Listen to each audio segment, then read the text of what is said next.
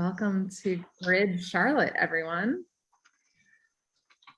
And I know, Stephanie, this is your first time part of this meetup group, and Carlin, you were at last month's. Yeah, awesome. Hey, thank you for having me. You're welcome. I'm excited to learn from you as well. We all have so much knowledge to share, I feel like. Yes. Well, and so as people hop on, so Grid Charlotte was launched last month, and it is a networking group across the country. So I believe there are 52 chapters right now. Wow. And there is a community called the Grid Investor Community. It's a Facebook page, so feel free to join that. And then we, of course, have our meetup group through Meetup. So we're Grid Charlotte, and we meet monthly the second Wednesday at 5 p.m. every month. And awesome. Each event has a different topic. And today is how to build your dream team. And Stephanie, you definitely know a thing or two about that. I'm getting there. If not, I'll pretend to. Awesome. Well, so it is 5:02, and I'm gonna get this thing started because a little bit of this is kind of meet and greeting at first anyways. And so guys, this is guys and gals, this is a interactive conversation. We normally are in person, but we're trying to see if engagement is stronger on Zoom. So thanks for being a guinea pig this month for that. But let me see if I can work this PowerPoint. So again, we are Grid Charlotte. I am Rebecca Cullen, owner of Cullen Company at Keller Williams, and we run this group because I started in real estate in 2009 as an investor, and then really just got my license in 2015 because I didn't want to pay anyone else commissions, and I thought I was really great at this. And so, interacting with like-minded people, whether it's real estate agents, other investors, builders like yourself, general contractors, and other people in the business, I just really missed having a networking group with people that are similar in mindset. And so we want to be able to provide you guys a platform where you're networking with the similar people, and we're bringing education to you as well. That's a big piece of this. Ashley knows me through education and having conversations and consultations. It's a huge passion of mine. And so I wanted to bring it to the region so that other people could also do it. And so that I can learn from others as well. So connect with us through the Grid Investor Community, and then also connect with us on Meetup as well, and stay engaged with our Facebook posts. And yeah, I think that's about it.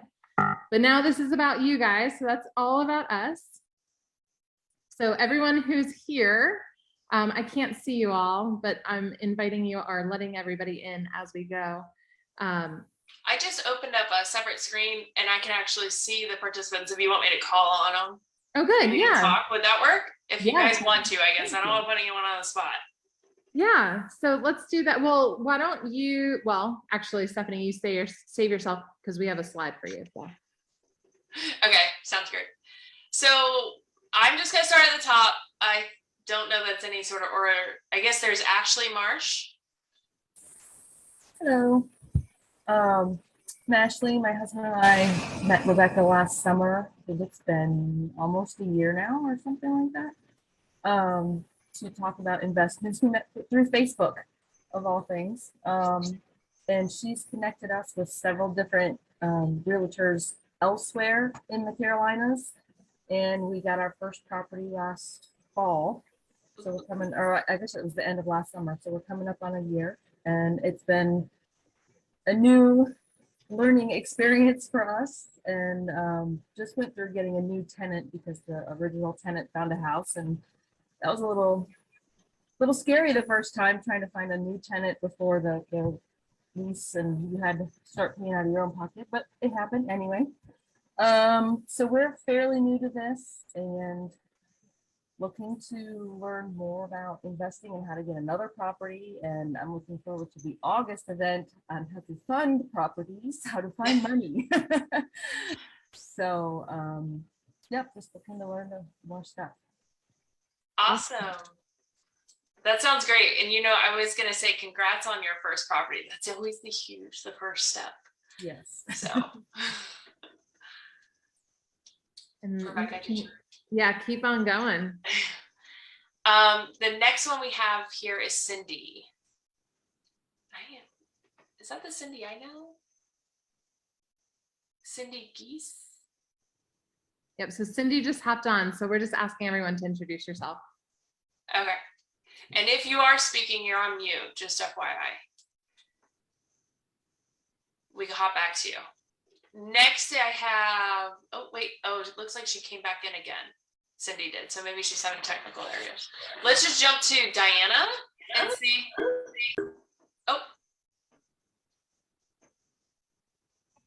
Oh, hi guys. So my name is Diana. I actually work off of the same office that Rebecca does. And I'm just looking to get all the knowledge and put it into practice and do, investing.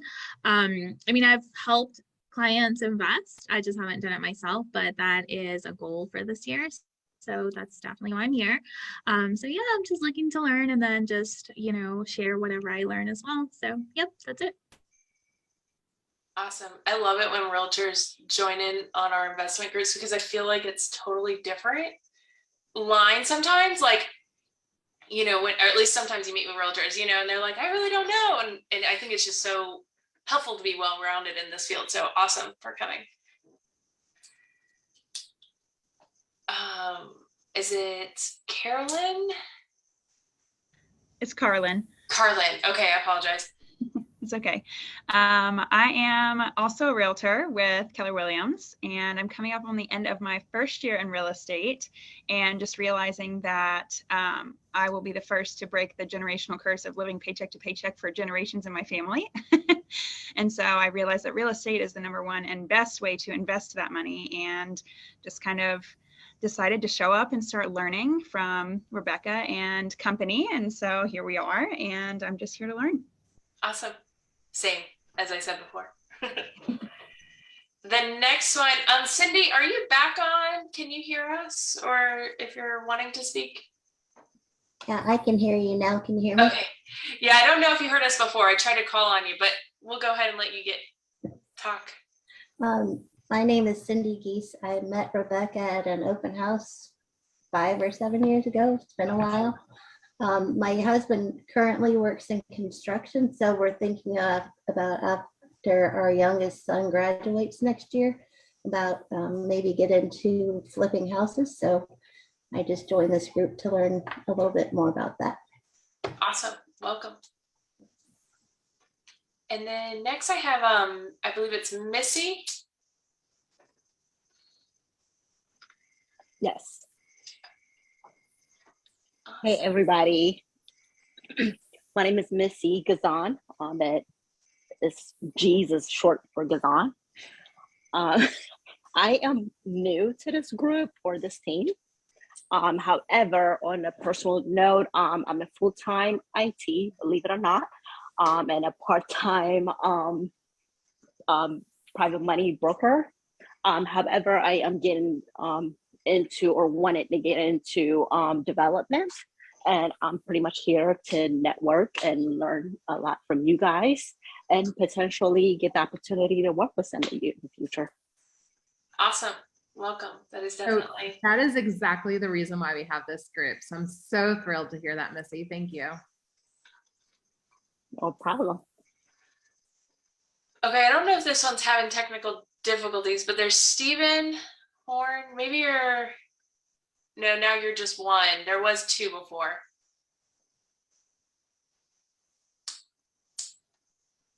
Are you there?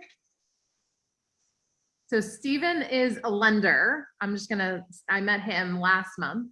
So if Stephen can't talk today, he's a lender and he's great and hopefully can add some value to this conversation as well. Awesome. And then Jeanette said that she's driving. So I don't know if Jeanette, if you want to tell us a little bit about yourself or if you'd prefer to just drive.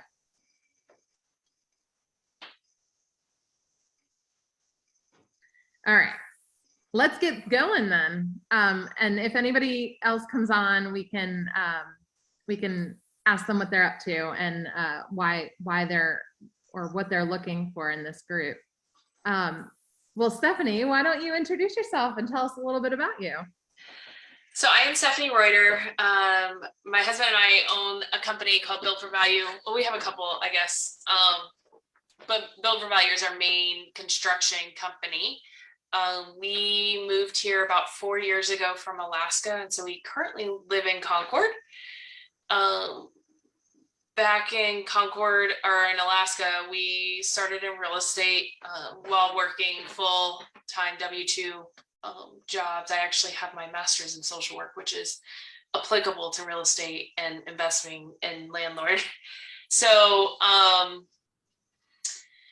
we started just kind of getting into real estate, buying our first few properties. We, bought a duplex, lived in one side, then bought a triplex, lived down there, so we kind of just house hacked and moved as we could, being young, and the ability to, have a first, FHA loans, the VA loans, those sorts of things. So we had access to that. And then growing from that, selling some properties, utilizing 1031s to get into bigger. We had a sixplex in Alaska, and then even selling my triplex, which bought my properties here in Concord. So currently we are here in Concord. We have 30 rental units. We are approved to build 6 more rental units in Concord here, with projection of another 12 by the end of the year, hopefully, is what we're shooting for. We have a couple meetings with the city. So we're hoping to almost, get close to doubling here in the next year and a half of rental properties. We also, in the last 3 years, then moved into more construction and just kind of rode that market wave. And I think that's one area I try to, my niche is really just trying to analyze the market and let it go. So for a while, we kind of took a step back on, buying our, rental properties, and the markets worked out that it just meant more sense to sell them, sell certain properties or whatnot. So we took advantage of the market and got into flips, which we've always kind of done 1 or 2 on the side for, once a year for the last 6-7 years. And this last 2 years, we really kind of blew up, and we're projecting about roughly around 20 new construction builds by the end of the year. And we picked up a flip for a rehab, or a rental. So that's kind of a little bit about me. Trying to think if Awesome. Yeah, I mean, I couldn't think of a better person. We actually, Stephanie and I were talking, like 2 months ago or so. We met at another networking group. Women's meeting, which is great. Yeah. Love our women's power, or women power, investors. Well, and so we were chatting, and Stephanie would have been a great fit for a lot of our topics. Yet this one felt really great because it wraps everything together. And she has her hands in a lot of projects, so there's a lot of team members that you have to vet. And I thought this was actually a really great fit for you. So thank you. Awesome. Well, and so important legal stuff, of course, disclaimers. We are not attorneys. We are not CPAs. We are not, all those things. If we tell you or suggest something to you, it's because it may have worked for us, yet it's not guaranteed. This information will be used, it'll be shared. So if there's anything that you don't want to be shared, then I wouldn't suggest saying it. So there's the little disclaimer about this. And before we get started, I just want to make sure that, especially since we're in this capacity versus like in person, does anybody have a deal or a project that you're currently working on that you would like to share with the group real quick? Or perhaps need a hard money lender that Missy could help with, or I Stephanie always could use help hard money with? lending. We can always use hard money lending, I think. And if And I not, think, yeah. and I think kind of on that note, let me say this, because it kind of goes into that team. I know there's some people that are scratching the surface on whether to get into flipping. I know, and I apologize, I'm not super great on names, but the one lady that mentioned that her husband's in construction and you're thinking about it, I think it's really good to at least start making those contacts, because building up that reputation with the lenders is really key. So, whether it's here or not, setting up that coffee date, just to get those connections. And it may not necessarily be the person you want to work with right now, but you'll learn through that, through those conversations, and you'll learn from that of what you might either need to have, what ducks in a row, or whatever next steps you need to do. So Yeah. And also, watching this back, we're also live on Facebook. So if there are people that are in the Facebook world and there's questions that pop up, I'll try to pay attention. But again, knowing the group that's in the room today, make sure that you guys like have a private conversation, find that person, connect, etc. All those things, please.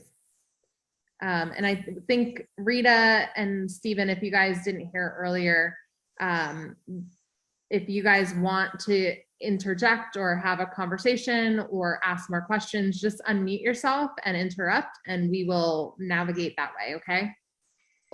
Okay, thanks. I had a little technical difficulty earlier, so I'm fixed now. Yeah, I heard everything earlier. Awesome. do you want to quickly do an introduction? Because I don't know if I know you mentioned who he was the lender. Is that correct? That's correct. I'm a residential lender, up to 4 units. I work with Homestar. The corporate office is in Georgia, but I'm here local in Charlotte, and I'm licensed in 8 states. Awesome. Yes. And I think that's always a key, especially knowing different states that lenders can work in. So awesome. That's correct. And I'm new to Charlotte. Been here about 30 days now. I'm loving the city. Welcome. Yeah, thank you. Thank you. I don't get to Charlotte much, but I do get excited when I do. I'm just in my work right now. I've met a lot of great people since I'm really excited.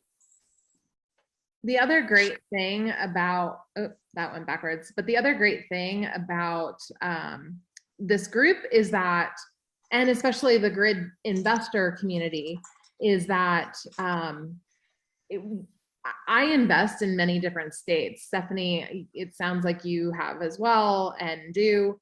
I would encourage everybody, once you feel confident and comfortable, start looking outside of the area, because there's definitely deals to be had around the country. And it's great to be down the street so that you can have a hands-on project. Yet if there's a good deal or like something makes sense that's far away, I'm still going to invest in it.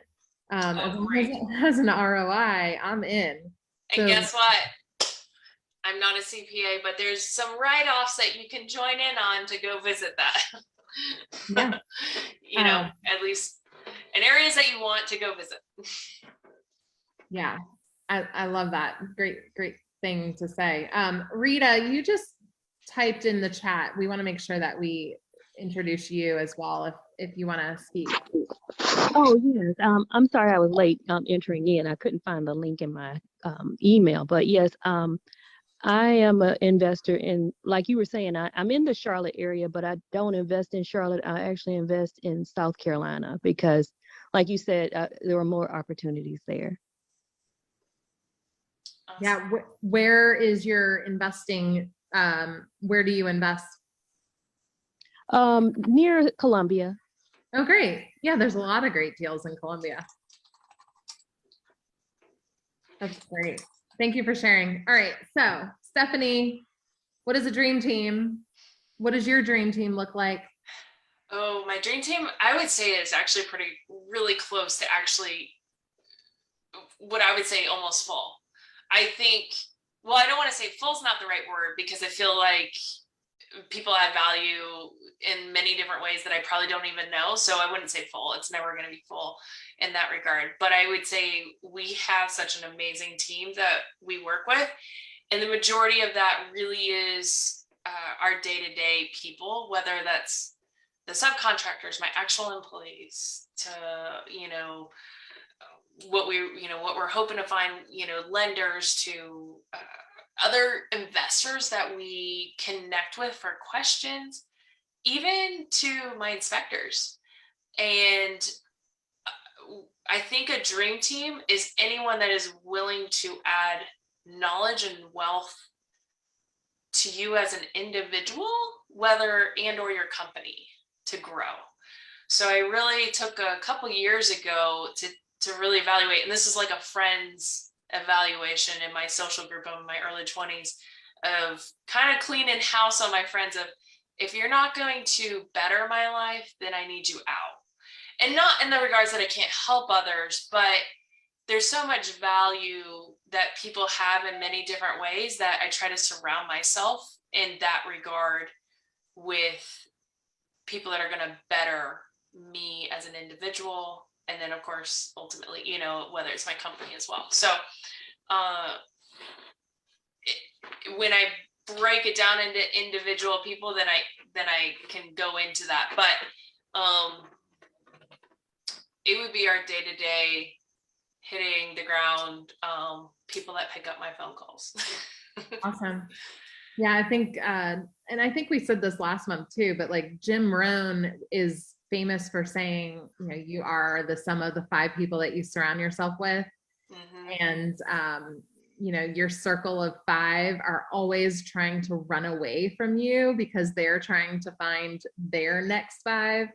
And so as long as you're doing that as well, where you're trying to find the next person to maybe replace, you'll never be the smartest person in the room. That's a good plug when you say they're looking for their next 5. And I think of this with my employees, is my employees in a lot of regards, say, general, whether it's labor to administrative, or someone maybe that this is not their permanent landing zone. I recognize that, and they recognize that maybe they're not going to be here forever, right? And so it's beneficial in my company for them to stay longer. It's beneficial in my company for them to be invested. And so how do I get them to not run away? How do I give what they're needing, or what? And I try to look at that in a lot of regards for my subcontractors to my employees. You know what I mean? How can I give back value that they're giving me? And so I really try to redirect like my boss stance, I guess, and try to, it's a two-way street. It really is. And so if people they can walk out of your life as quickly as they come in. So. Right. Well, yeah. So no one succeeds alone. You guys need partners, you need service providers, you need contractors. All of those people are part of this dream team. So if you're doing this on your own, Carlin, I know that your boyfriend, your other half, he is in acquisitions, right? Yeah, he's in acquisitions for a wholesale firm, New Western Acquisitions. Okay. Yeah. So that's like a whole nother world, yet without partners in that world, we wouldn't be able to make some cash offers, right? Or have an opportunity in your back pocket when a seller, you find out that a seller has you know, maybe like a surplus of liens, and you would be crazy to list their house $100,000 less than, you know, market value. So you could wholesale it Right. and be, you know, make a good amount of money that way, but also save the day in a 7-day closing period, right? So like just finding people in any way. Realtors, you guys are all like 100% partners of mine, even though we're not on the same team, we are. And just those key relationships stay in touch. You know, it's interesting, especially when the market is what it is currently. I can't tell you.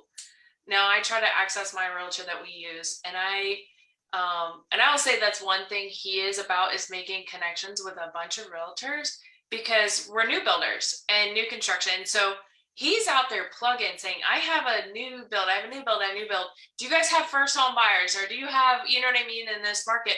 And we will entertain offers all day long on first homes that haven't hit the market. You know, I guess, you know, versus an investor, you know, like we'll try to get someone in that might be maybe not necessarily an investor for a new construction versus, you know, taking that. And so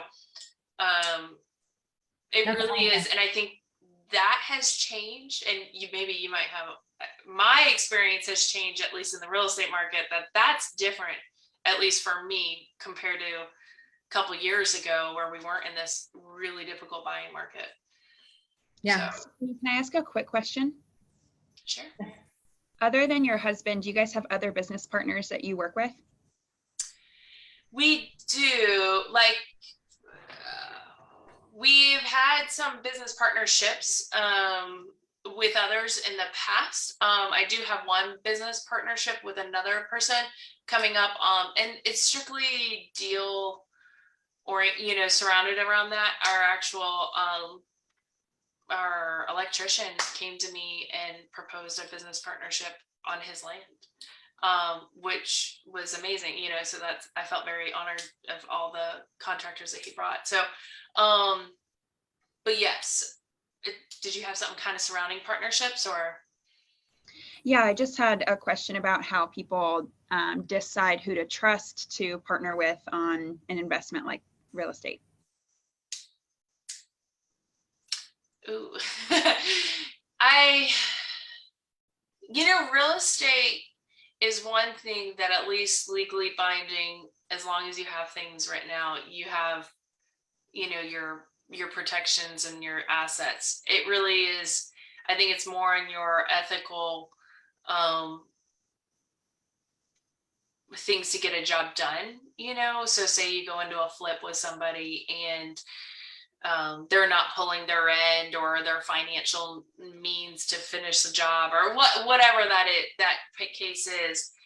So I think in a lot of ways, partnerships, you know, really have to be more of a trust of what their work ethic and what they're going to honor. When they say, these are my roles, you know, this, I'm going to do X, Y, Z. Your role is here. And so, and a lot of times when people go into partnerships, it's in the beginning. And so you really don't know what those roles really might play out to either.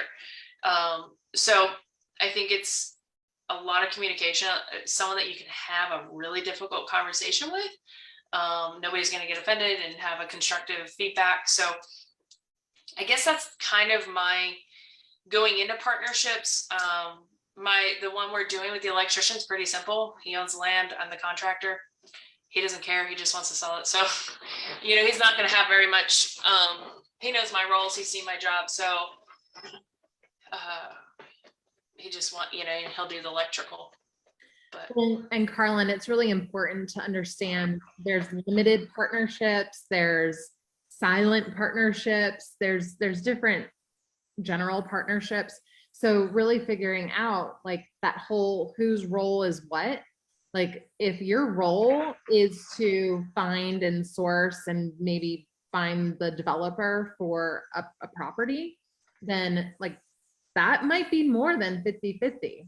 That Right. might be like a 60-40 if that person just wants to cash in, or maybe even less, 10% goes to that person, if they're a silent partner and they're not doing anything except for providing money. Right. So it doesn't have to be a partnership, like equal partnership. Everyone just has to have their specific roles. And your equity might be the work that you do versus the cash that you put up. Right. Thank you. Yeah. Yeah, I have a couple of friends who source property, like they find the properties for investors, and they take 10% of every single deal and had no money popped into it and have made millions of Oh, dollars. I would sign up for that all day long. Yeah. I would, because I don't have the time. But one thing on that is really figuring out where you add value, where the person adds value, because everyone has their individual strengths. For sure. For sure. All right. I am switching slides. So kind of talked about this, but you want to go deeper into how you've identified your folks? Sure. Honestly, I think it was about coming up on 3 years ago where we really dove in. We had some pretty bad,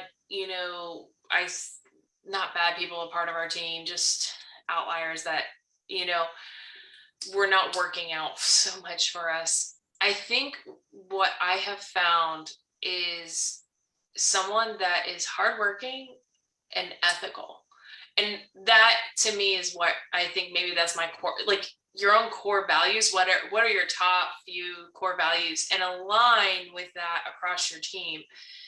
And I could say that about my top few subcontractors that we are on day-to-day basis working with, that they all share that. And I know them through their families to that extent of, we genuinely try to mimic and mirror what is good for you, what's good for you, me, so that both businesses succeed, because if my business succeeds, their business succeeds.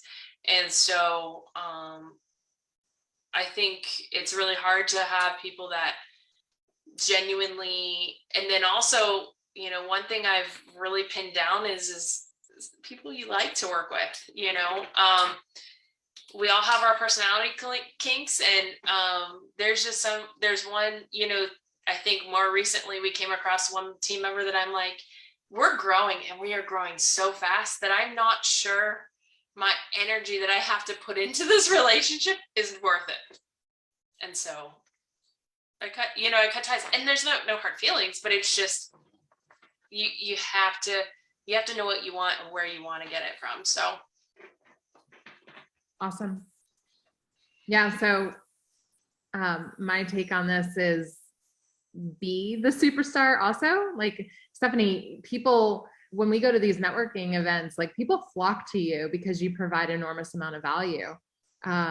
You literally sat there and like just blurted out all this amazing information in the first 5 minutes that I met you. And, for me, I'm like, gosh, I need to figure out a way to find time with this woman, who clearly has done this before. So, which is funny. I try to describe you as the one, and I'm awful with names. She's on, the one show where they buy businesses, but you like, explained my husband, I'm like, so she does like kind of wholesale flipping real estate, and you never find that in real estate agents. So, sometimes us realtors or investors are like, oh, diving or, agents a little bit, but I was like, that is interesting. Cause I remember I was like, whoa, hold up.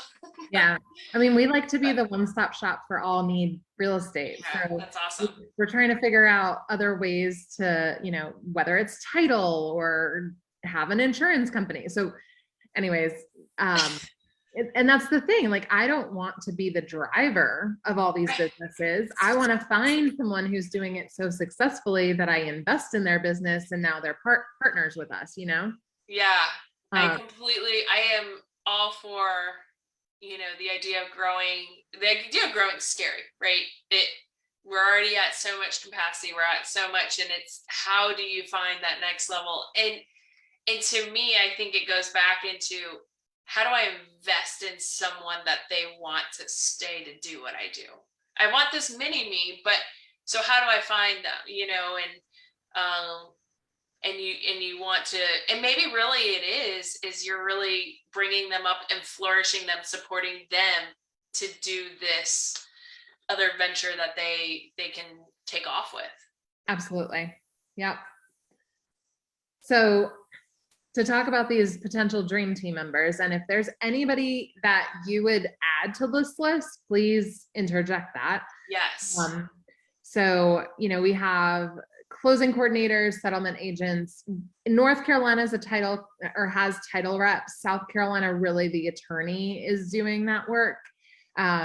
Just like Missy, we have hard money lenders. Stephanie, you guys are contractors, suppliers. We in this building, so I'm in my commercial building that we purchased in September.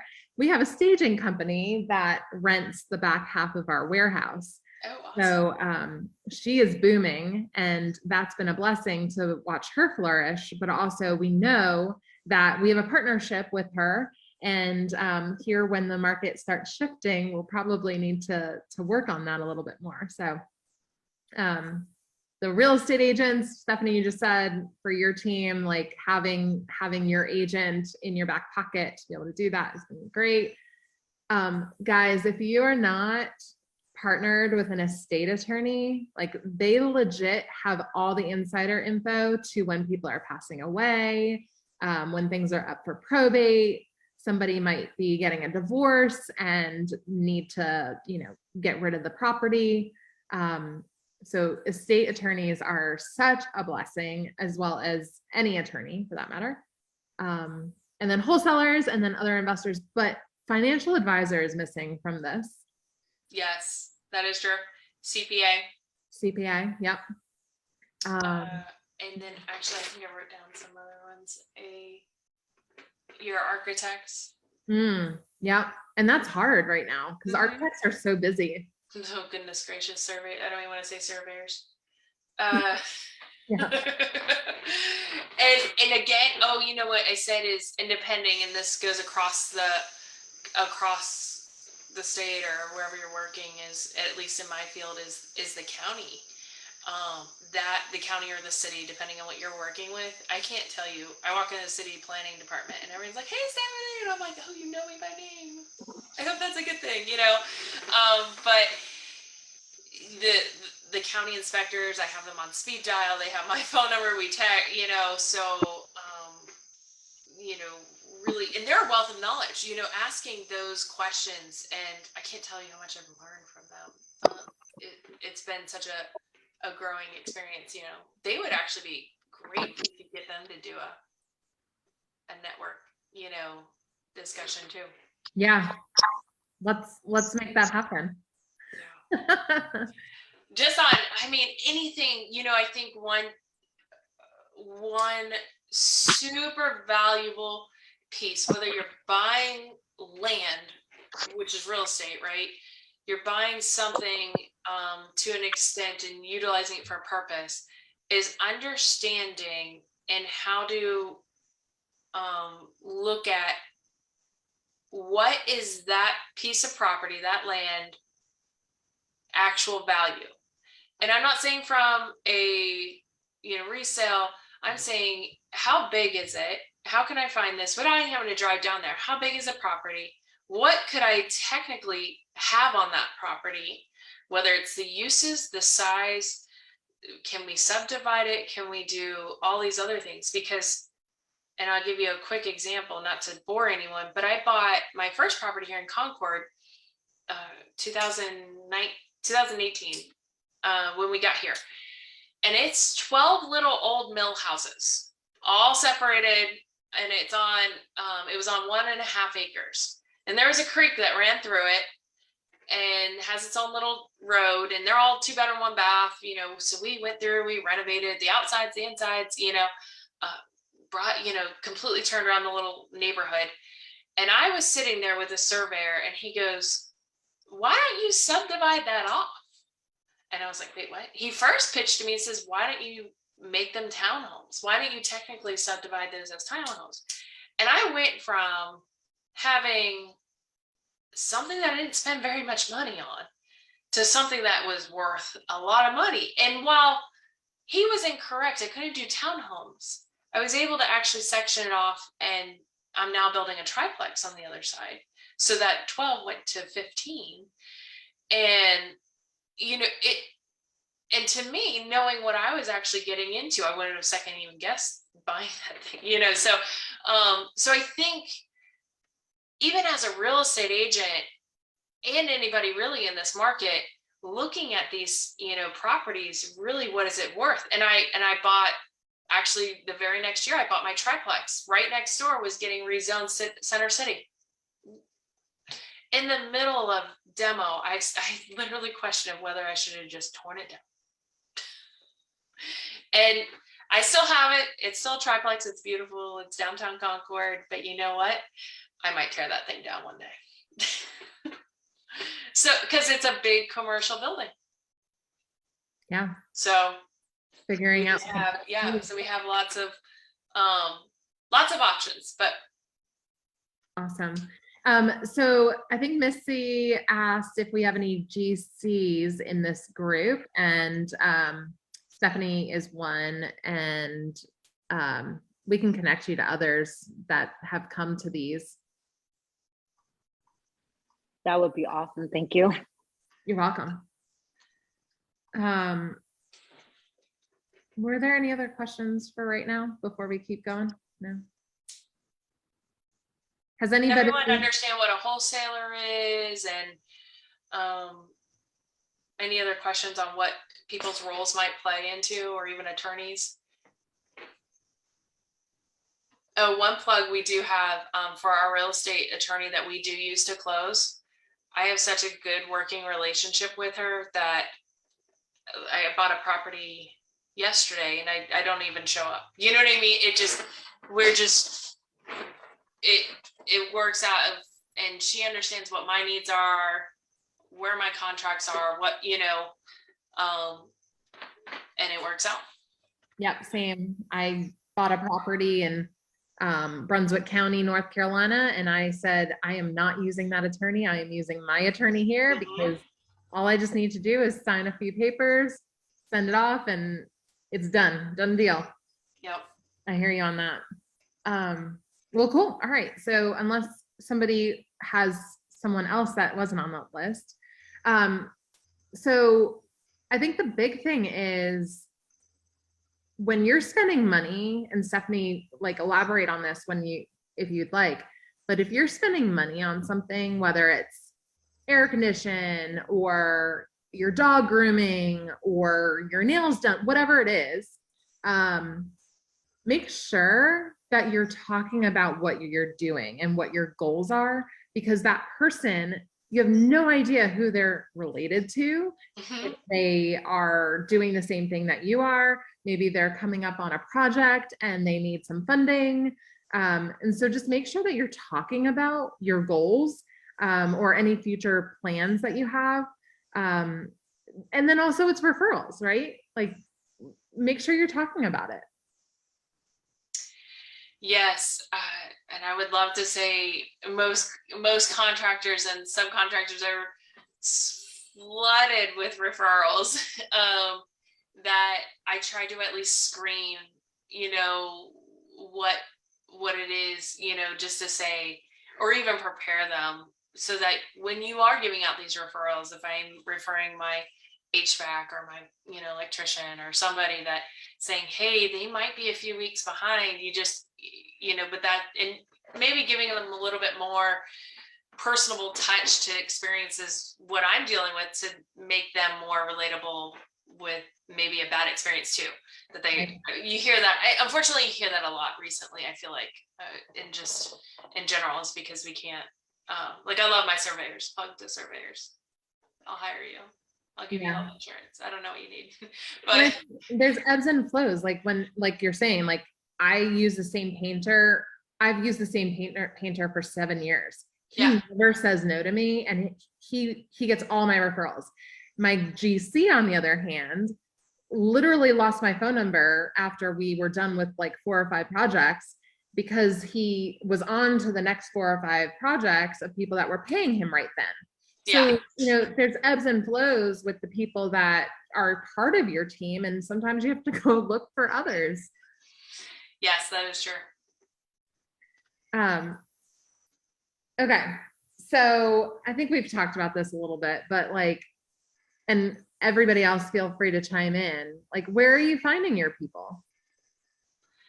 Really through referrals. I genuinely feel that you're gonna get your most honest, like, I don't want self-referrals. You can self-refer all day long, and even I'll go on the investor groups and I'll see those people, and I love it. Some people say, you'll see a couple of people go back, oh, they won't respond, and that's where I'm like, don't give me a self-referral, because I want to know who you're working with, that they did a good job, and not saying, and realistically, we all talk. That's not that they're going to do a good job for me or give me the same kind of pricing. Yeah. So, but yes, I would say referrals is 99% of my connections. Same. I just told a lender the other day, she was like, hey, let's get some coffee. And I was like, I am so sorry. Like, I am sure you are a great human, but I'm not going to waste your time because your time is also valuable.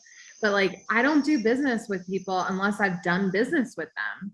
Right. It's my reputation on the line if I'm going to refer someone who doesn't answer a call or, perhaps doesn't do business the way that we would want. And so I said, feel free, next time we do a deal together, like we'll go have coffee, I promise you. But time's just too valuable to be just casually. And there's too many sharks out there in the bat. How do you weed those out? And even I completely agree. Is like, how do you get through to the good ones? Right. And unfortunately, it our first 2 years here, it took us a good deal to really get our solid team together. And now, like I said, we're just continuing to add people within it. So. Yep. So I think the big thing is, again, like kind of explaining who the dream team would be. But it's also like, if we have a contractor, I'll keep using contractor because that's like my biggest pain point because I'm not one.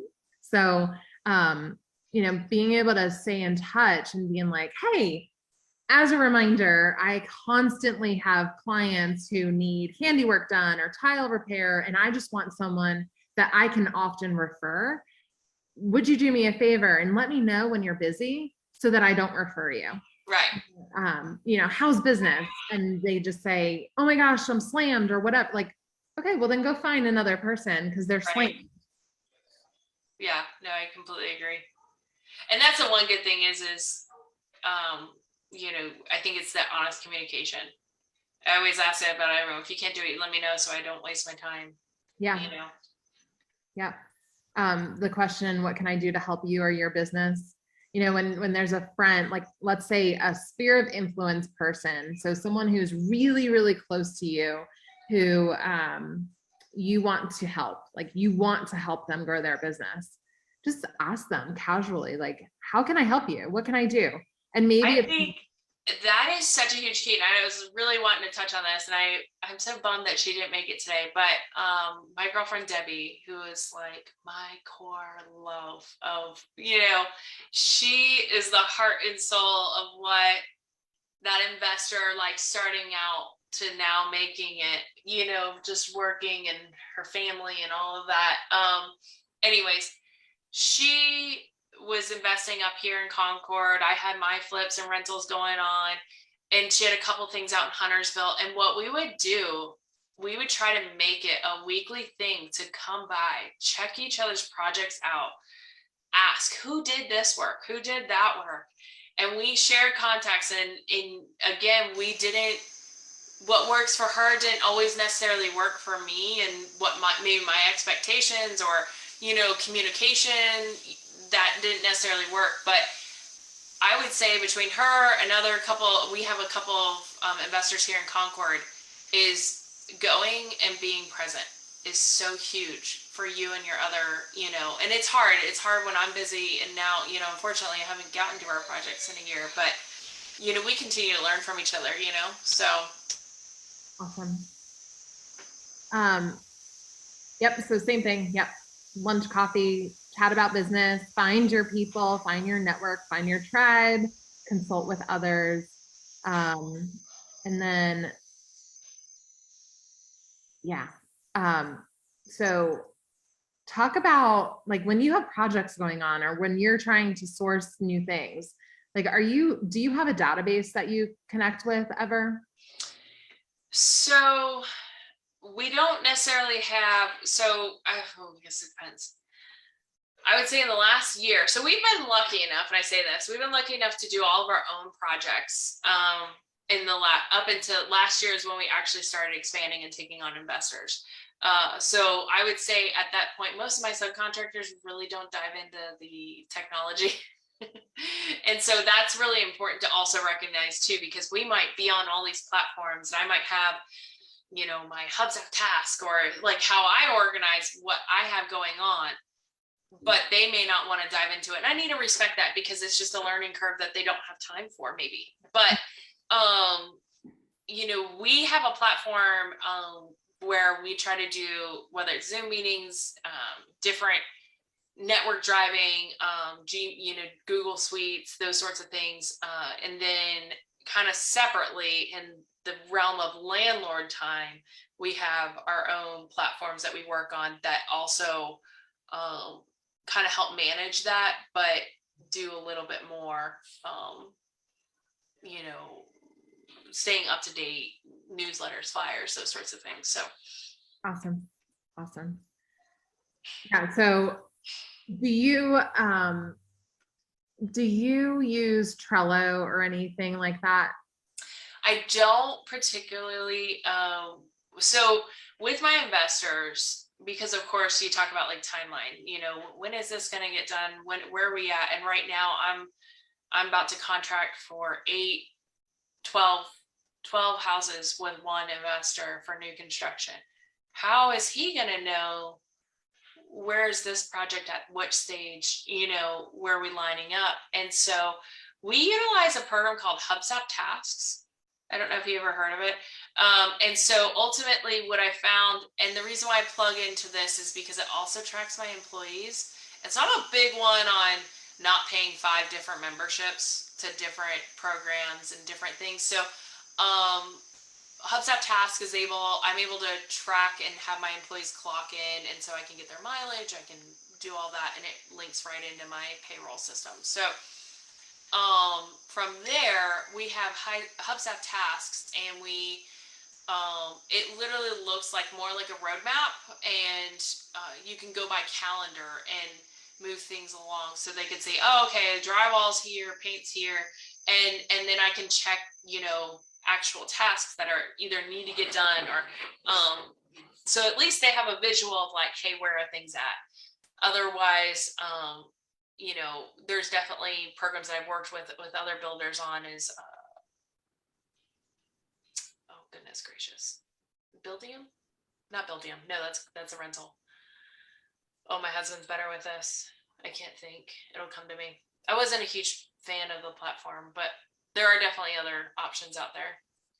Yeah, I have, so a software that I use is Tenant Cloud. That's what I do to manage all of our rental portfolios. Mm-hmm. And, it's automated and it's great because then the tenants get the late invoices or reminder, hey, this is due, but then also all of the maintenance requests come through there as well. And so, whether it's, investing business or building or, property management, whatever it is, like having that database is so key because you can't scale otherwise, right? Yeah. So in that we use DoorLoop, which is a newer, I say it's new, but they're like, we've been here since 2019, 2020. I'm like, that's not that long. I guess they're 3 years old, but we use DoorLoop for our rentals.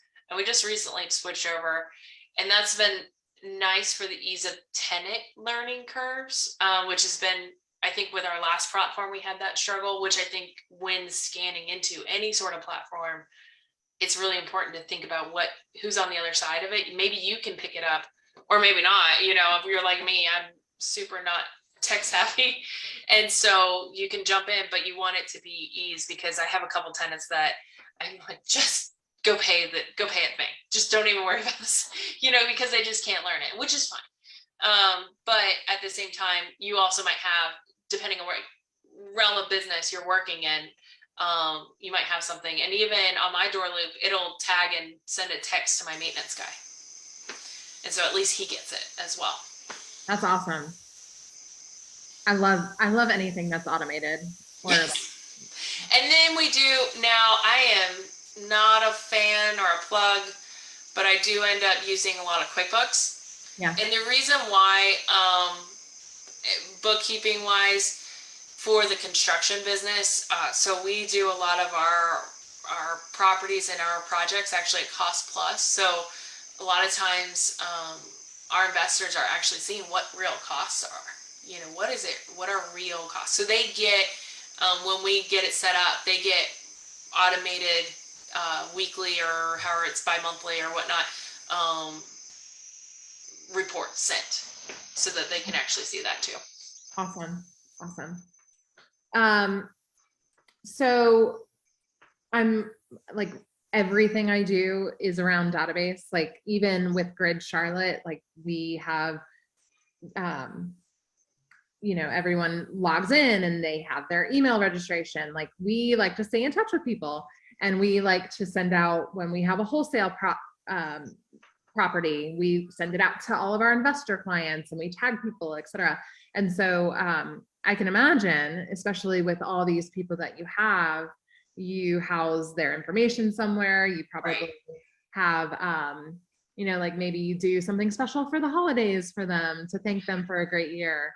Yeah, we actually were just talking about that today of trying to put on more of a intercompany, I don't want to call it networking, but just a party, a thank you, a gathering, and to genuinely be like, invite the employees, invite their families, because that's what we are about, you know. And so so I think that's important. So yeah, we try to do something, we're trying to get in the planning of, let's do this twice a year, summer, you know, holidays. Of course, Christmas is difficult, but you know, doing those. And then I will say, I have a mass group text because all of my subcontractors have at one point or another, the circle goes like this in the referrals.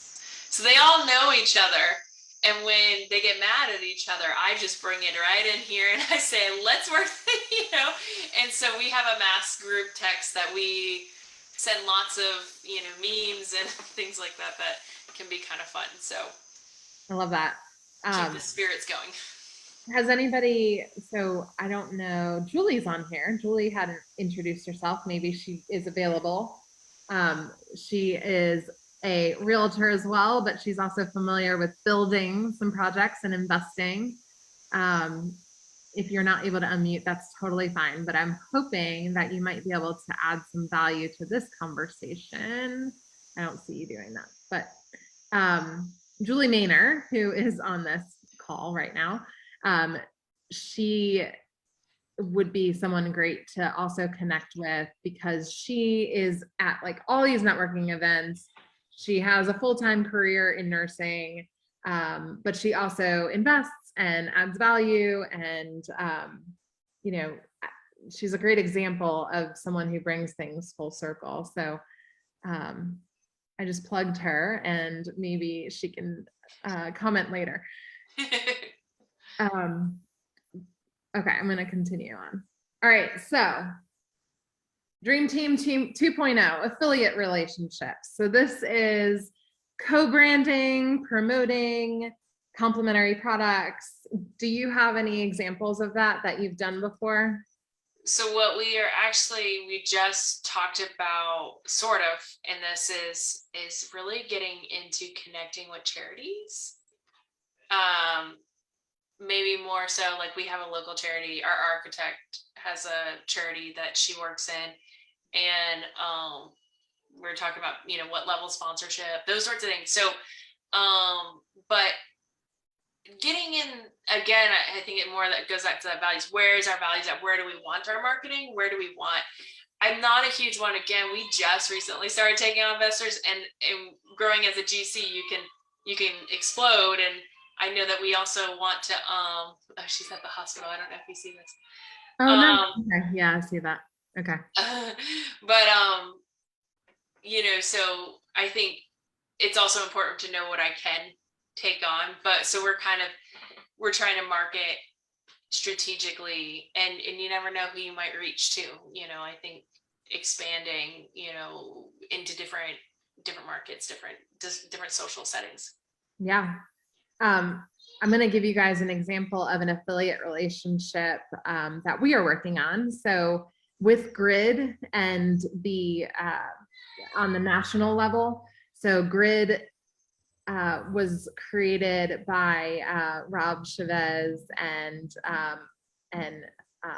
his crew out of Virginia, and they launched what's called Grid AI certification, which is agent investor certification. And so we're going to be launching the link for that. It is not me teaching, it's Mark and Rob and the folks back at Grid. And they're going to be teaching agents or people who intend to work like an agent, how to become investors and how to build wealth through real estate, so that when we are having conversations with people like you, Stephanie, or you know, other people, or Ashley, you're a great example of people who have that mindset already, that we know. And I'm going to take myself out of this because I'm kind of already at that level. I was an investor before an agent. Right. But if there are conversations that we're unsure of as an agent, that this is a certification to feel confident that way. Mm-hmm. It is awesome. It's going to have masterminds, et cetera, part of it, and a fairly large group. So that is an example of an affiliate relationship that we are bringing to everybody, as well as, you know, partnering with lenders and home inspectors and those kind of things to have events for our clients. So yeah, for anyone who's interested in that, just be on the lookout for my social media, and we're going to send it through Meetup as well. If you're interested in that agent investor certification through Grid. Quick question on that. Is there any like prerequisite things that we should have accomplished before being on that, or things like that? No, that's the cool part. And Carlin, I thought it would be a great fit for you, because, you know, I often get phone calls from agents of, how did you figure out this? Or how did you guide your investor client on that? Or what's the ARV? Or, you know, those kind of things. I'm just saying jargon, and most people don't know what that means. Well, this is an opportunity to learn what that all means before doing it to a client. Right. So it's a great opportunity. You're welcome. Ashley, it might even be something that you might be interested in as a crash course as well.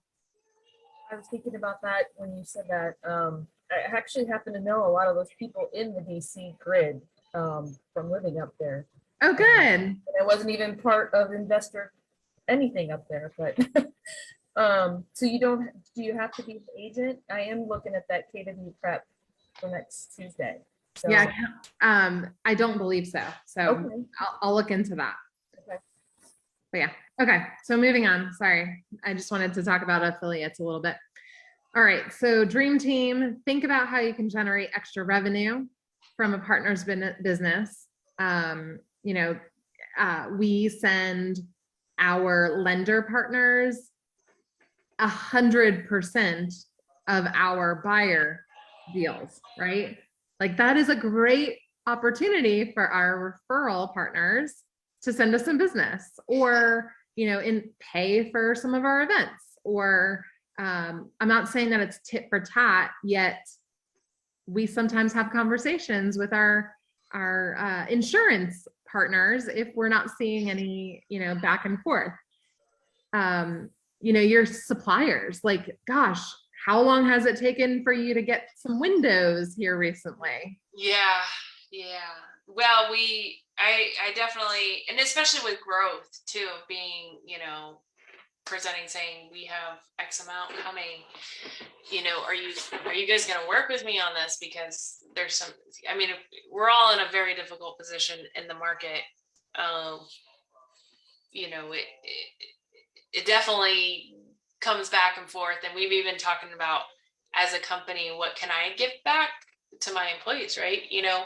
We've talked about whether it's monetary values, or maybe it's a ticket to Carowinds, or those sorts of things that we are just as responsible in the long run. So yeah. Missy or Stephen, have you thought about starting a podcast, right? Like bringing people on to an event like this. I want to learn from people like you all. And so selfishly, I launched a group like this, and I pay for it. It's not free for me, yet it is a huge value opportunity because I get to learn and I get to interact with everybody. And so, think about what you could do personally. yeah. Yeah, that's actually a great idea when you're talking about giving away information. And a lot of times when you look at social media and people with podcasts, a lot of people that actually do large volumes of business is because they give away free information, and people value that versus you trying to sell every piece of information that is already public information anyway. So, Right. but I get the idea of people selling like training courses or whatever, because that's like your hard-earned work and like research done to make a product. But at the same time, giving away free information is just as valuable. Yeah. And I think it's really important too, because I see a lot of maybe other groups that are maybe not necessarily geared towards real estate is, maybe they're plugs for, people that have general questions that may not want to get the sales pitch from an entire lender, hey, come, let me do this, let me do your background check. But it would be awesome if there was like a local platform, and not necessarily, your bigger pockets, your bigger platforms that are more national based, of a local platforms to send them to, whether it's, you, the real estate agent, you have one here with Rebecca, someone with a lender, someone with these, that you could just kind of plug those in and say, hey, you should take an evening, watch these, local ones. And then if something spurs in your mind that you answer some of your questions, or you chat, they might feel more comfortable to get those first few steps in the door, and then make the next steps in their own investments in real estate. So yeah. Agree. So we're coming up to the end of our conversation. And Stephanie, is there anything that we missed that you really wanted to talk about today? I think realistically, what I've learned from real estate is a lot of trial and error. Unfortunately, when that's with people, your team, your projects, to staying humble and continuing to learn. There is so much that I will continue to learn, and so much. And when I meet different people, is staying very open of what knowledge can I grab out of them, to add to my own. I try to always say, the more tools in my tool belt, the better off I'm at, so then I can make a better decision on whatever I face. So yeah. I love that. Does anybody have any questions on anything we talked about, or, maybe there's, again, a project or something that you're working on that you would love to just consult with the group while you have it? So I have something. So I had initially looked at like doing flips, and then I did a couple, and I mean they were fine, but I was like, it's too much. So I kind of want to start building my rental portfolio. So I was just going to say, do you have any like tips and tricks that, because I know that you said you have a whole portfolio. So what were like your, I guess, like things that you were looking for initially? I know that you said you did like a house hacking at first and so forth. So if you can just share some of that, that would be awesome. Yeah, I think a lot of people will shy away from certain deals in certain locations or certain reasons. And for me, it's always been numbers. If the numbers make sense, what are my goals and my numbers? Set those expectations. So, we initially utilize the house hacking. And if you are in a position with you and your family or whatever that is, to buy your first home and work on a house hacking. Now it's very challenging in Charlotte and Cabarrus counties, those sorts of things in this area, because we don't actually have a lot of multifamily buildings in general. Like there's, and even when we first moved here, I didn't even pay rent or a mortgage for like 4 or 5 years before I moved here, until basically we had to build our own house, so I would say definitely utilizing that where you're living in one side, doing that. I also have the house that I built is a beautiful, decent sized house, and I have a side loaded garage. Well, guess what? Above my garage is an Airbnb. So I have an Airbnb that pays my entire mortgage, and it's just a studio. So I look at it in that way. What are the numbers? What does it make sense for you and what situation you're looking for? There are definitely scenarios that you want to consider of like, what is worst case scenario of repairs? Hold on, I might have a little child barging in here. Oh, they might. They're cute. What is your what's the worst case scenarios that you have to prepare for? Damage to, vacancies, to this, to that, and then what is worth your time?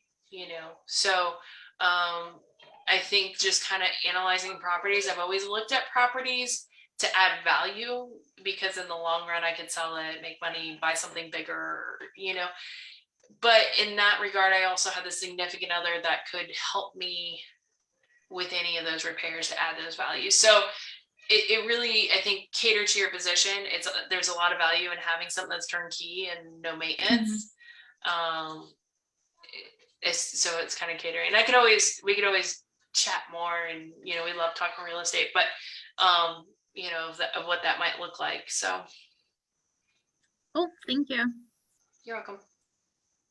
Yeah, using a 1031 is a great tool also to be able to take like, this little property that you have enormous capital gains to buy something that is a better long-term hold.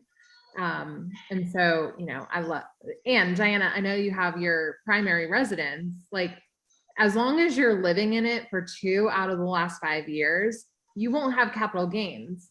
So the next house that you buy, turn this one into a rental. Right. Then, well, for the next 5 years. Yeah. Yeah.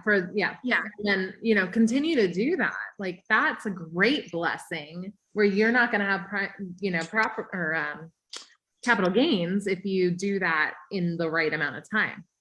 Yeah. I know a realtor, her husband's a contractor, and that's all they do every 2 years. Is they move into a new house. They sold that last house, and of course they have the real estate agent, but that's just their business, is their own houses. Yeah. So great question. Anyone else? Or anything follow-up wise, Diana? Did that answer everything? Yeah. I also think get creative with financing too in real estate. I think that's one.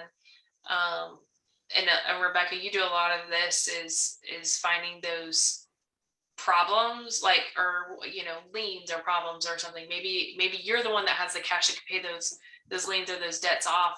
Can then they owner finance the remainder? Just get creative. I've done a lot of more recent owner finance deals, which has been super awesome and creative, and it's jumpstart our business tremendously. And Julie just put in the chat, so if you are an owner of your own company, you can get a self-directed IRA. And of course, this is why having a financial planner in your back pocket is great.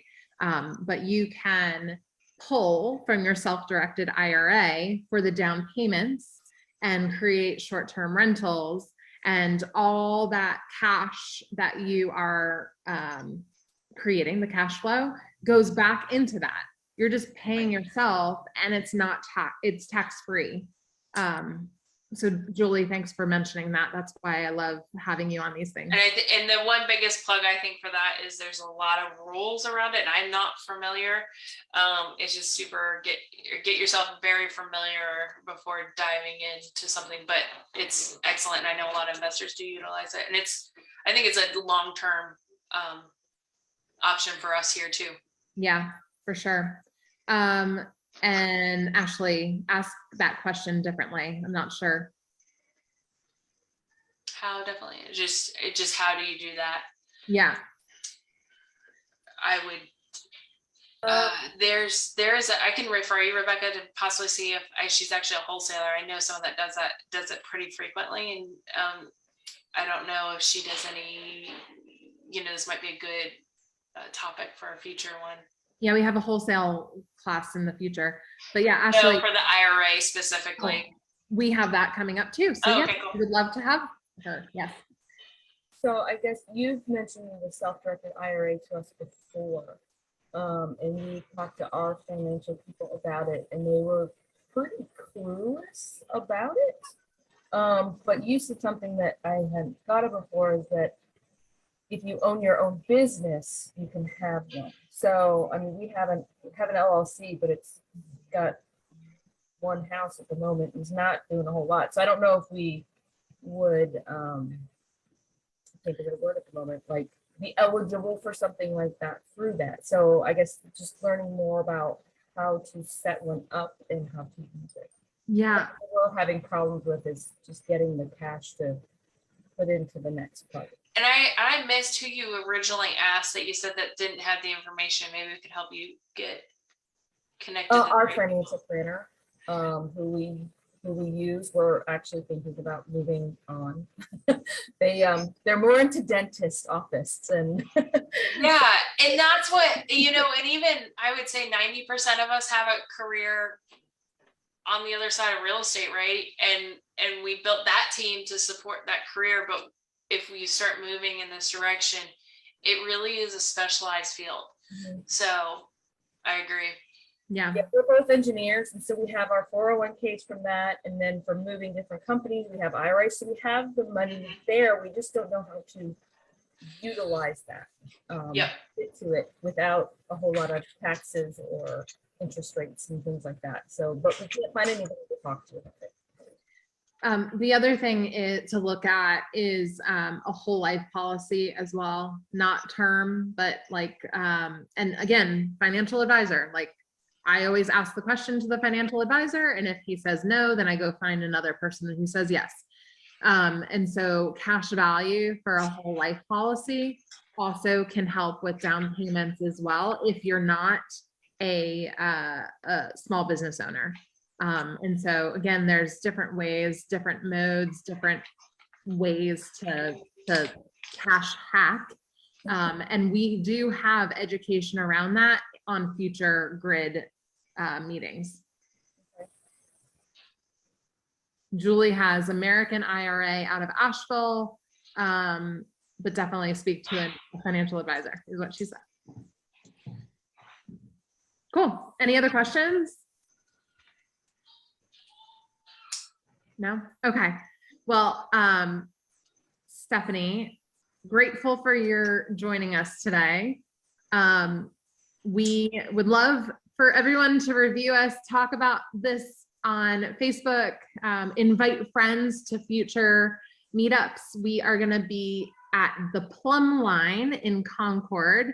Amy Long is the owner of the Plumb Line, and she designed my office, which I'm grateful for.